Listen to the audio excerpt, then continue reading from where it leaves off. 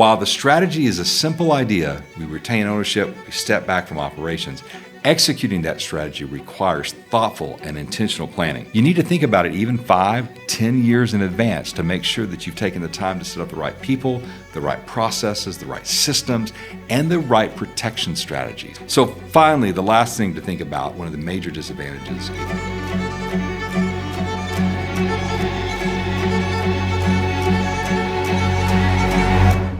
Hey, business builder, I'm glad that you're tuning in to the Leave My Business Well podcast. Thank you so much. You have built something incredible. It's your business.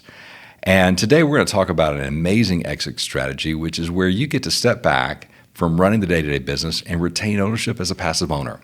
Every single one of us leaves our business. We leave it by death, we leave it by disaster, or we leave it by design. So welcome to the podcast dedicated to helping you, the business builder, leave your business well and leave it by design. As I mentioned, I'm Derek Moffatt, Certified Exit Planner, Certified Financial Planner. And today, we're going to talk about this idea that I think a lot of people forget about, and that is a strategy where you retain ownership in your business, but you take a passive income role. And so you still receive money, you kick back, you enjoy it while your business runs without you. It's a great exit strategy for the right business and for the right owner. We'll talk about the advantages associated with this type of exit path, as well as some of the disadvantages. And of course, we'll finish up with a personal financial planning tip. All right, let's talk about retaining ownership and becoming a passive owner. So this is one of the most overlooked strategies. This is where you keep your business, but you step back into a passive role. And passive means you don't go into the office every day. Passive means you don't show up. You're not leading the meetings. You're not the face. You're not the brand. Maybe you come to the holiday retirement, the holiday Christmas party, but you're not really involved at all in the day-to-day business. The business just runs without you. So think about it, that you've gone from being the pilot of your own plane to now be the owner of the airline. You're not making those day-to-day decisions. You're not flying the airplane every day, but you still reap the benefits of having the entire airline, if you will, as your company. So it's a perfect strategy for business owners who want to do a couple things. One, they want to maintain control, but they want to be active less, or gradually become less and less active in the business. Two, they want to preserve the company culture and mission. We've talked about this in other episodes, that sometimes business owners' primary goal isn't the highest value for their business. It's more important to protect culture. It's more important to protect their employees and their customers and clients and community. And so that goal outweighs the need to get the most money. And so in this type of strategy, this is probably what you're looking at. You're not going to get that big payday, but you do get to maintain your company and your company culture and mission. If you want to minimize the risk of the impact on your cash flow, this is a great strategy as well. And number three, it lets you stay involved, but on your own terms. You can really define what that involvement looks like. So it's important. Now, to make this work, it's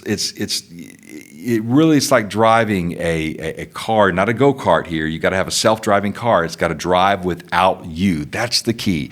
As we talked about in a lot of these types of exit paths, whether it's transferring to a third party or to your co-owners or employees, or even to maybe an employee-owned type of entity, you've got to have great systems and processes. You've got to have a top-notch, top-shelf management team. And you want to make sure those are in place. Really, regardless of your exit strategy, if you take the time to build those things into your business, top management team, systems and processes, proven growth strategy, written growth strategy plan, these are going to make your business better. You've got to have those in place. And I think when it comes to working on your business as a passive owner, you kind of want to think of yourself as like the board of directors, if you will. You want reports, you want to make sure you're getting good information, but all that's got to be systematized. It's all got to have a process to it. You don't want to be involved in everyday stuff, but you still want to make sure that you're aware of what's going on in your business, just that you protect your business and your people from and to make sure that it really works well over time. You've got to have good financial controls in place and good reporting schedules. So it requires a little bit of some intentionality in this type. You've got to train your people how to run the business. You've got to train and make sure your finances are top notch. If it were me doing this strategy, I would have reviewed financial statements every year by an outside auditor, just to make sure that my books are correct and make sure I'm getting good information. I would want to have a routine. I probably would want a board of directors that's managing the business. One way that you could make this type of strategy work is you could choose to become the board the chairman of the board. So think of it like a publicly traded company that has a board. You can set up a board of other professionals, maybe accounting and other people in industry. You can even do a paid board where they're getting paid for this, and you could be the chairman of that board. You have a professional CEO or professional management team that's running the business day in and day out, and they're giving you reports. This is a great way to go where you make sure you're getting information on how the business is going, but maybe that's a quarterly meeting instead of a day-to-day operation. And it also provides accountability for that management structure that you put in place. So I think to make this strategy work, there's a couple of really important things. Top-notch management, strong financial systems, a growth plan, and accountability process. How do you make sure you're getting information to make sure your business is on track, your management's doing what you want to do, and preserving the type of culture that you're working so hard over all these years to maintain? You've got to have those processes in place. And if you do that, it's super well. Now, another thing to consider in this passive ownership role is, again, as I've always said, we all exit. So if this is your long-term, let's say, strategy where you're going to become the passive owner, at some point you will pass away. It happens to all of us. And so you've got to have a good continuity plan in place. What happens when you're ready to either exit on your terms later in life or pass away? What happens to the business? So you still have to plan for that final exit strategy, whatever that is. You've got to have that in writing. So making sure you have a good, succession plan, written succession plan in place, business continuity plan in place is really essential to making this type of program work. You can own the business well later into your life, your 80s or 90s, and still do well, but you've got to make sure that you plan for that eventual thing that happens to all of us, and that is where we exit our business one way or the other. So let's talk about some of the advantages with this. Number one, this allows you to keep control. You keep control of the business. You still own the keys to the kingdom. It's still your business. You still retain control. And there's a difference between control and ownership and operating that business every day. So here you've let go of the operation. You still retain ownership and control. Number two, it allows you to gradually step back over time. And I think this is really, we think this staying as an owner doesn't require planning, but in one sense, I think it may even require more planning than one might think, because you've got to plan for that transition. You're handing off things over time. You're making sure your people are trained, that they're equipped, they've got the resources needed, they've got the knowledge needed to complete all the tasks to make the business work. So it's really, really important to take time to make that plan work. One of the areas that I see that's a little bit challenging in this type of structure is when the owner is the key sales driver. They're the chief revenue officer of the business. It's their relationships, it's their contacts, and maybe they're a fantastic salesperson. So they go out and they're so passionate about their business that the revenue is really dependent on them as the owner. And now the owner is going to step aside. That takes time to plan for that transition. Takes educating people about the current contacts and current clients that you work with. It takes getting the right people who know to hunt and develop and bring business in. And you can't just do that overnight. So while the strategy is a simple idea, we retain ownership, we step back from operations, executing that strategy requires thoughtful and intentional planning. This also allows you to keep your business culture alive. Again, we've talked about this several times in episodes, that there's lots of different goals that people have when they exit their business. Some people want to maximize value. They just want the most money out of that business. But a lot of business owners really want to protect the culture that they built over time. They really care about employees. That's been one of the most fascinating things that I've discovered in working with business owners is there's kind of an idea that business owners are greedy and they just want money. A lot of these business owners care deeply about their employees, about their customers, about their community, and it's more important to preserve that than to maximize dollars. They want to be fairly paid and they want to live comfortable, but they don't want to sacrifice their people for money. And so if that's the case, this is a great way to do that, because you get to keep your culture. You get to keep that. It minimizes financial risk, and I'm going to put an asterisk kind of on that statement there. It minimizes financial risk in terms of your cash flow, because you're still drawing some sort of benefit from that financially. As you own the business, you're getting distributions from the business. But on the other side, you still retain some risk, which is a disadvantage that we'll talk about in a minute. So it's a great way to keep cash flow flowing into your business if that's important to you. It's like keeping your golden goose, but you don't have to wake up and feed it every day because somebody else is doing that for you. So for many owners, this type of exit strategy offers stability, it offers security, it keeps your business and your vision and your legacy alive. It's a great way to think about transitioning out of the operation side of your business and staying and still receiving some financial reward and benefit from it. So what are the disadvantages? Because every exit strategy has an advantage and every exit strategy has disadvantages. So let's talk about the reality of this one here. It comes with some real downsides. Number one, you stay a passive owner, but do you ever get to leave? You still are involved. You might get the late night calls. You might get, hey, we're having challenges with this customer. You still have some ties to the business there. You may get the, hey, we've got a situation call and we need to talk to you. You are out of the business operationally, but you never really get to completely leave it. Another disadvantage is that in this type of strategy, you don't get that big payday up front. You're not going to get a big lump sum of cash when you sell and take that to deploy that capital somewhere else. So you continue to get the nice cash flow that comes in from the business, but you don't get the big lump sum cash flow there as well. And so this means that if something goes wrong in the business, you might have to step back in. So maybe the family trips and the time with the grandkids and the travel around the world or the philanthropy could have to take a back seat once again if something were to happen. So you got to be aware of that. So finally, the last thing to think about, one of the major disadvantages if you do retain ownership, is that ownership still carries risk.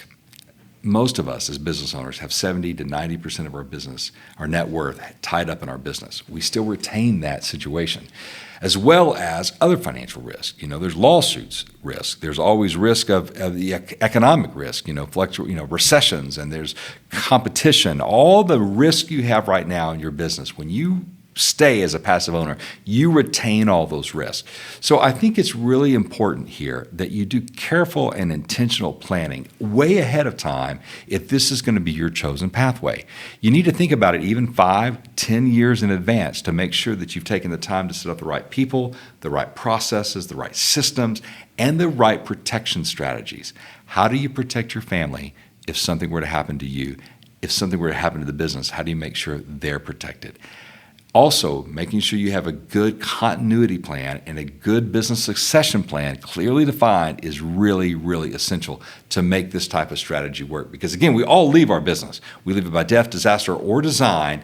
And in this case, it might be a combination of both, by design and eventually death at one point. So you want to make sure that you've taken the time and done careful planning to make this strategy really work for you and to minimize those risks as much as you at least can by retaining your ownership. All right, well, let's shift gears and we'll talk about a personal financial planning. Today, I want to talk to you a little bit about some age-based planning things to consider. So at age 50 is these are kind of milestones in your personal financial planning journey that you may want to think about. So number one, at age 50, at age 50, you can make catch-up contributions to your retirement accounts. This is a great way to supercharge your savings.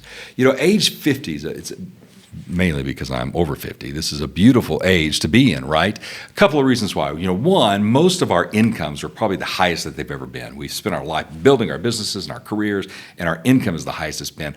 Our expenses sometimes go down in our 50s because why? Well, kids are out of college. I've got 5 kids, paid for a lot of colleges. So as they roll off the payroll, that was a wonderful thing in our lives from our financial standpoint. So you have a lot of excess capital typically in your 50s. It's your high income and savings years. So you can make catch-up contributions to your retirement plans. It's a great way to supercharge those. And you want to be careful to make sure that you understand the tax benefits. Some of those tax laws have recently changed. You'll make sure you understand the tax side of that. Nonetheless, it's a great way to add some important extra savings to your personal financial plan. At age 55, you can contribute more to your health savings account.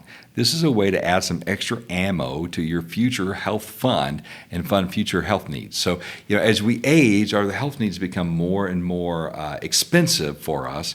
And in retirement, we find that's true. So, age 55, you can make some extra contributions to the health savings account. Great thing to do.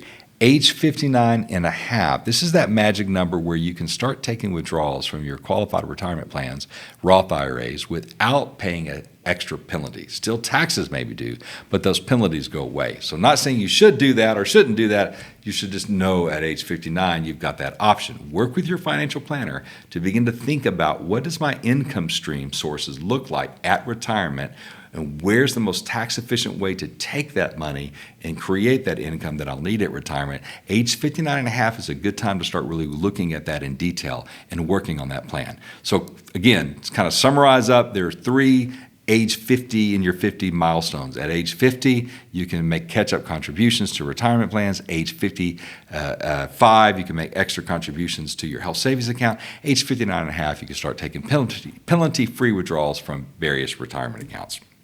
So these aren't just numbers on a calendar for you. These are stepping stones to financial independence. And when we work with business owners, that's really what we're trying to drive to. We're asking those 3 universal questions that we always start with. When do you want to exit your business? Who do you want to transfer that business to? And then how much after-tax money do you need out of that business to be financially independent for the rest of your life? That's the important questions that we start with. And so these milestones can help you work towards that financial independence number that I think we all really want and desire. Well, thank you so much for tuning in to this episode of the Leave My Business Well podcast, where we talked about retaining ownership and becoming a passive owner. It's a great strategy. In this episode, we talked about it's a flexible way to transition your business and continue to enjoy the benefits of those revenue streams and cash flow that you've worked so hard. It allows you to protect that culture. It has a few disadvantages we've discussed as well, but it is really a strategy worth considering. And even though you stay as an owner, it does require careful and intentional planning. And the earlier you start that, the better off you'll be. So thank you so much for tuning in. I hope you found something of value out of our time together today. If you did, take a moment to subscribe to the podcast, like us, or even leave a rating, and maybe share this podcast with another business builder, an entrepreneur who might find some inspiration and value and education out of it as well. Again, I'm Derek Moffatt, certified financial planner, certified exit planner, and owner of Moffatt Financial Strategies and Leave My Business Well. Thank you so much for tuning in, and we look forward to seeing you again next time. The opinions voiced in this podcast are for general information only and are not intended to provide specific advice or recommendations for any individual. All performance references are historical and do not guarantee future results. All indices are unmanaged and cannot be invested in directly. Consult your legal, tax, or financial advisor before making any decisions. Investment advisory services are offered through Moffatt Financial Strategies, a registered investment advisor in the state of Texas. Business consulting and exit planning are offered through 7-Eleven Consulting, LLC. Moffatt Financial Strategies and 7-Eleven Consulting, LLC are not related entities.